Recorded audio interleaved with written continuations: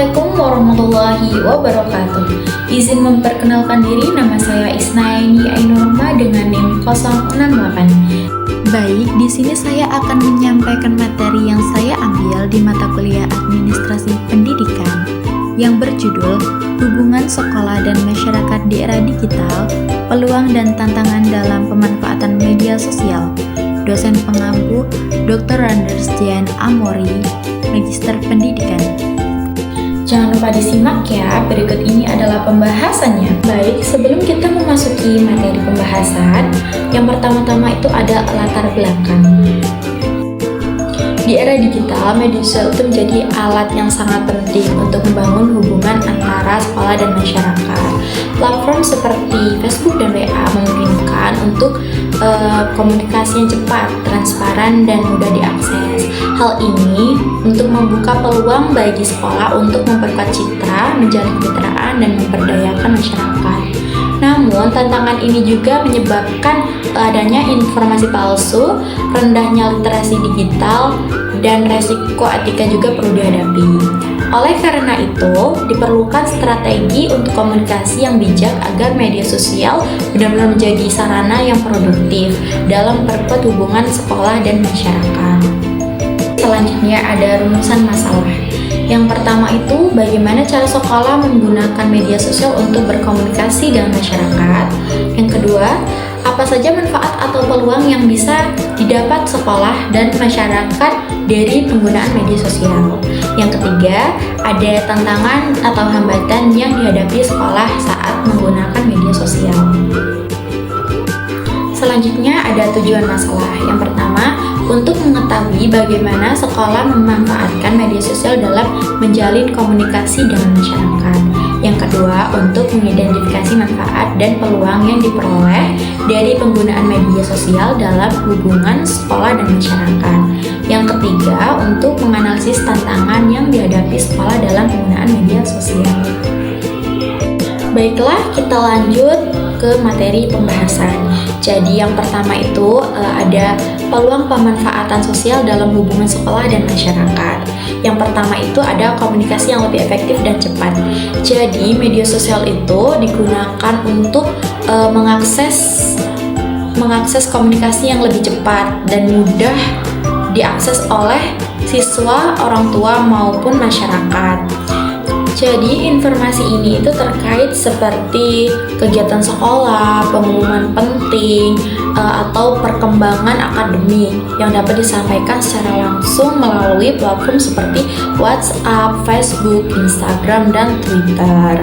Selanjutnya ada peningkatan keterlibatan orang tua dalam pendidikan. Jadi orang tua itu dapat lebih mudah untuk melihat proses pendidikan anak mereka melalui media sosial. Jadi mereka dapat mengikuti perkembangan anak-anak mereka di sekolah seperti berinteraksi dengan guru dan memberikan dukungan yang lebih efektif dan lebih aktif terhadap pendidikan anak. Selanjutnya ada pembelajaran online dan akses materi. Jadi media sosial ini itu adalah platform online yang memungkinkan siswa untuk mengakses materi pembelajaran tambahan. Contohnya seperti berdiskusi dengan teman sekelas dan bahkan berpartisipasi dalam kursus atau seminar yang biasanya diselenggarakan oleh sekolah atau lembaga pendidikan lainnya. Nah, jadi selanjutnya itu ada peningkatan brand awareness sekolah. Apa sih brand awareness sekolah itu? Jadi, itu adalah media sosial untuk sekolah memperkenalkan kepada masyarakat luas, termasuk program-program, prestasi siswa, serta kegiatan-kegiatan ekstrakurikuler yang dapat menarik perhatian masyarakat. Yang terakhir itu ada penyebaran nilai dan budaya positif. Jadi sekolah itu dapat memanfaatkan media sosial untuk menyebarkan nilai-nilai positif seperti kerjasama, seperti kedisiplinan, etika, dan etika yang baik kepada siswa dan masyarakat. Dengan menggunakan media sosial secara bijak, sekolah juga dapat menjadi agen perubahan yang lebih luas. Baik, selanjutnya kita memasuki materi yang kedua, yaitu tantangan pemanfaatan media sosial dalam hubungan sekolah dan masyarakat. Yang pertama itu ada penyalahgunaan media sosial. Salah satu tantangan terbesar yaitu penyalahgunaan media sosial oleh siswa, guru, maupun orang tua. Contohnya seperti penyebaran informasi yang tidak akurat, bullying, dan konten negatif. Itu dapat terjadi yang merugikan citra dan membahayakan perkembangan psikologis anak. Yang kedua itu ada ketergantungan pada teknologi. Jadi ketergantungan media sosial ini dapat mengurangi interaksi tatap muka yang penting dalam pendidikan. Siswa yang lebih berfokus pada media sosial itu juga bisa kehilangan kesempatan untuk belajar terampil dalam sekolah secara langsung dengan teman dan guru mereka. Yang ketiga itu ada kesenjangan digital. Jadi, tidak semua keluarga atau siswa memiliki akses yang sama terhadap teknologi dan media sosial.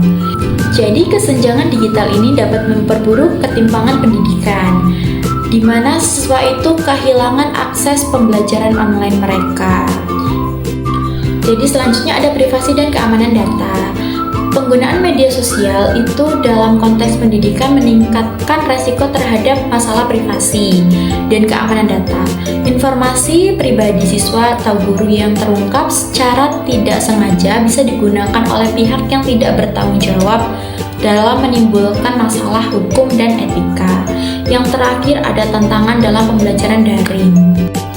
Jadi pembelajaran daring itu dapat bergantung pada media sosial dan platform lainnya, seperti menghadirkan tantangan seperti kesulitan dalam menjaga keterlibatan siswa, masalah teknis seperti jaringan yang tidak stabil, dan kurangnya pengawasan terhadap kegiatan siswa secara langsung.